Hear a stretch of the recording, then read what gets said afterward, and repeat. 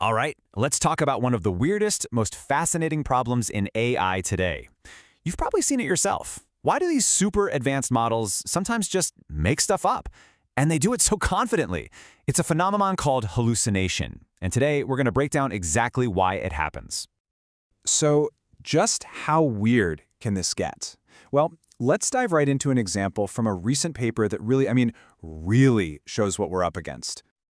Okay, so researchers asked 3 of the biggest AI models out there a pretty simple factual question. What's the title of Adam Kalise's dissertation? Now get this, they didn't just get one wrong answer, they got 3 different wrong answers. You've got ChatGPT, DeepSeek, and Llama, and each one just invents a totally plausible sounding title, complete with a different year and even a different university. And you guessed it, every single one of them was completely made up. So this brings us to the big question, right? Why? Why invent a bunch of fake facts instead of just saying, hey, I don't know? You might think it's some kind of weird bug, a ghost in the machine, but it's not. The answer is actually pretty straightforward, and it all comes down to 2 things: how these AIs are trained, and, maybe even more importantly, how they're tested. So let's trace this problem back to its roots. Where does a hallucination actually begin? It's not some error that pops up at the last minute. Nope. The seeds for this are planted right at the very start, in a phase called pre-training. So, pre-training, think of it as the AI's study phase. It's fed just a mind-boggling amount of text, basically a huge slice of the internet. But here's the key thing to get. It's not reading for comprehension, like you or I would.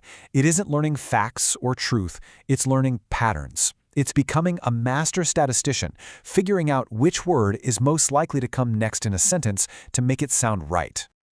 Now, to get really good at something as hard as generating whole paragraphs of text, the model has to start with something a little easier. I mean, think about it. It's way harder to write a perfect story from scratch than it is to just look at a sentence and decide if it makes sense, right? It's a simple yes or no question. That's what the AI learns first: how to play this game of spotting what looks statistically plausible. And for a lot of things, this works great, like for stuff with clear rules, spelling, for example. The model gets really good at telling the difference between what's valid and what's an error. But take a look at that bottom row. When it comes to random facts, things like birthdays, the system starts to fall apart. Why? Well, if a fact only shows up once in all that training data, there's no strong pattern to learn. So what does the model do? It defaults to what it knows best, generating something that sounds like a correct answer. It makes a plausible guess, because that's what the language patterns it learned tell it to do. And this isn't just a hunch, The research actually found a direct statistical connection here. Get this, if about 20% of facts in a certain category only appear once in the training data, they call them singletons, then the model is basically forced, statistically speaking, to hallucinate on at least 20% of similar questions. The error is literally baked into the system from the very beginning. Okay, so if these mistakes are getting baked in during pre-training, you might be wondering, well, why don't we just fix them later? Why do they make it all the way through testing? Well, that's because the problem shifts. It becomes about us, about human incentives. And here's the absolute heart of the issue, right here in this quote. We treat our AIs like they're students taking a multiple-choice test. And what's the #1 rule of taking a test when you don't know the answer? You guess. There's no penalty, so why not? That's exactly what we've trained these models to do, be really, really good test takers, which is not the same thing as being truthful. And this really drives the point home. Look at all these major benchmarks, the tests we use to decide which AI is best. They're all graded the same way. You're either right or you're wrong. You get points for correct answer and 0 for an incorrect one. But here's the kicker. You also get 0 points for admitting you don't know. There's literally no credit for being honest about uncertainty. So what does this system create? A really powerful, kind of messed up incentive. Just imagine you have 2 models. Model A is the honest one. It's not sure, so it says, I don't know. Its score? A guaranteed 0. Then you have Model B, the gambler. It's not sure either, but it takes a shot and makes up the most plausible answer it can. Yeah, it'll probably get 0 points, but there's a chance it could guess right and get a point. Now, when all that matters is climbing the leaderboards, which strategy do you think wins out? It's always the guessing strategy. Hallucinating is, from the AI's perspective, the only logical move. But okay, here's the good news, and it is really good news. If this whole problem is basically caused by the rules of the test, well, that means we can fix it. All we have to do is change the rules of the game. And the paper lays out a super clear 3-step plan to do just that. Step 1.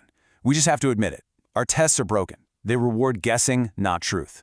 Step 2. Let's change the scoring. Start penalizing wrong answers, or maybe even give partial credit for saying, I don't know. And step 3, and this is so simple, just tell the model the new rules right in the prompt. And it really could be this simple. Look at this example. Instead of just asking a question, you add a little instruction right in there. Hey, only answer if you're more than 90% confident, because wrong answers will cost you big time. All of a sudden, you've completely changed the calculation for the AI.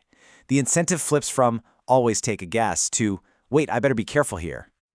All right, let's zoom out. What does all this mean? What's the big takeaway for actually building AI that we can, trust? Well, the core message is actually pretty simple and pretty hopeful. AI hallucinations aren't some deep, dark, mysterious bug. They're just a predictable result of how these things learn from statistics. And that statistical tendency is then supercharged by a testing system that basically encourages them to guess. It's an incentive problem that we created. And that's the best part, because it means it's a problem we can actually fix. And that really leaves us with one final big question to think about. We're always talking about making AI smarter, right? Feeding it more data, building bigger and bigger models. But maybe the path to an AI we can actually trust isn't about teaching it more answers. Maybe it's about teaching it the wisdom of knowing when it doesn't have one, and the incredible value of knowing when the smartest thing you can possibly say is nothing at all.